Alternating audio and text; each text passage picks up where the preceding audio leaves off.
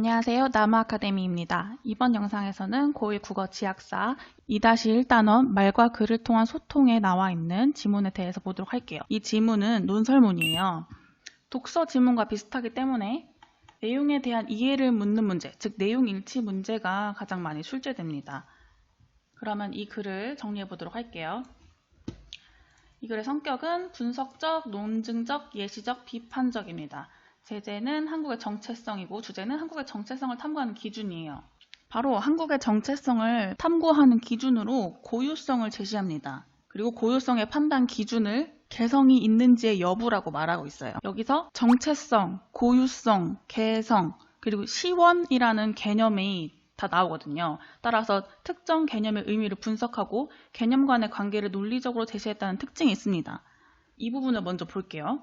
개념 간의 관계를 어떻게 논리적으로 제시했냐면 시원은 현상의 시작, 현상이 처음 시작된 시기, 처음 시작한 사람을 의미하는데 정체성을 판단하는 기준이 시원이 아니라고 말하고 있어요. 정체성을 판단하는 기준은 어떤 사물이 가지고 있는 고유한 성질이나 그 사물의 특유의 속성, 이 글에서는 개성과 동호회로 쓰이는 고유성이라고 정체성의 판단 기준을 제시합니다.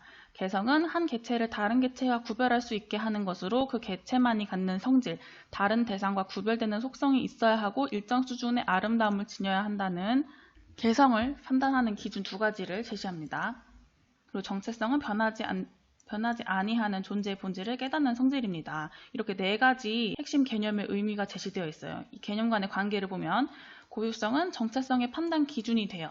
그리고 고유성의 판단 기준은 시원이 아니라 개성입니다. 그리고 고유성과 개성은 동의어예요. 그리고 두 번째 특징을 보면 문제를 제기하고 문제에 대한 답을 제시하는 방식으로 글을 전개하고 있다. 자문자답이라고 하기도 하죠. 지문을 통해서 보면 한국의 개성이란 무엇인가? 두 가지 측면을 생각할 수 있다라고 한국의 개성의 두 가지 측면을 얘기를 해요. 문답법을 사용하여 화제와 필자의 견해를 드러내고 있는 자문자답의 방식을 확인할 수 있죠. 그리고 세 번째 특징을 보면 개인의 경험, 구체적 사례와 전문가의 의견을 들어 주장의 타당성을 뒷받침하고 있다는 것이에요. 개인의 경험은 탈과 관련된 경험이에요. 한국의 탈과 중국의 탈에 관련된 어릴 적 경험을 바탕으로 시원을 고유성의 기준으로 삼을 수 있는지에 대한 의문을 제기합니다.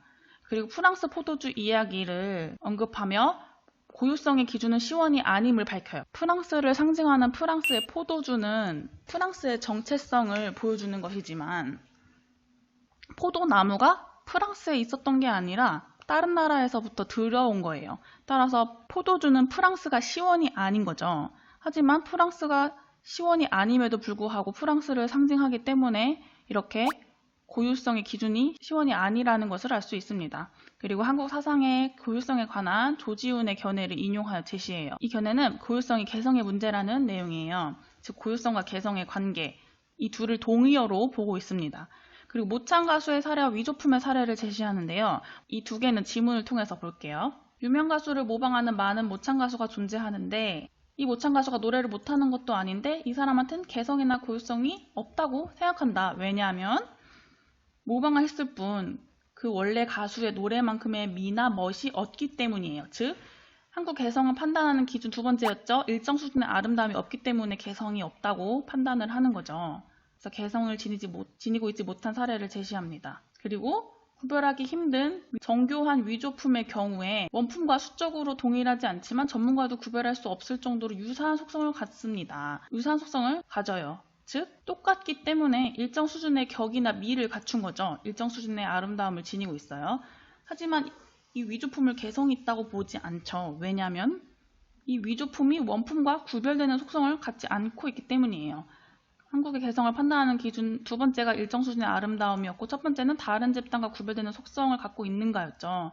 따라서 이 첫 번째 기준을 충족하지 못하기 때문에 이 위조품도 개성을 지니고 있지 않은 사례에 해당합니다. 그래서 이 마지막 문단에는 글쓴이가 말하고자 하는 바가 나타나 있는데 즉 글쓴이가 말하고자 하는 바가 뭐냐면 우리가 정체성을 확립하기 위해서는 개성을 가져야 하고 복제품이나 위조품 같은 것은 우리에게서 정체성에 대해 고민할 기회를 빼앗아가므로 근절해야 함을 주장하고 있는 것이에요. 지금까지 말과 글을 통한 소통에 대해서 간단히 살펴봤어요. 이 모든 자료는 나무아카데미에서 이용할 수 있습니다.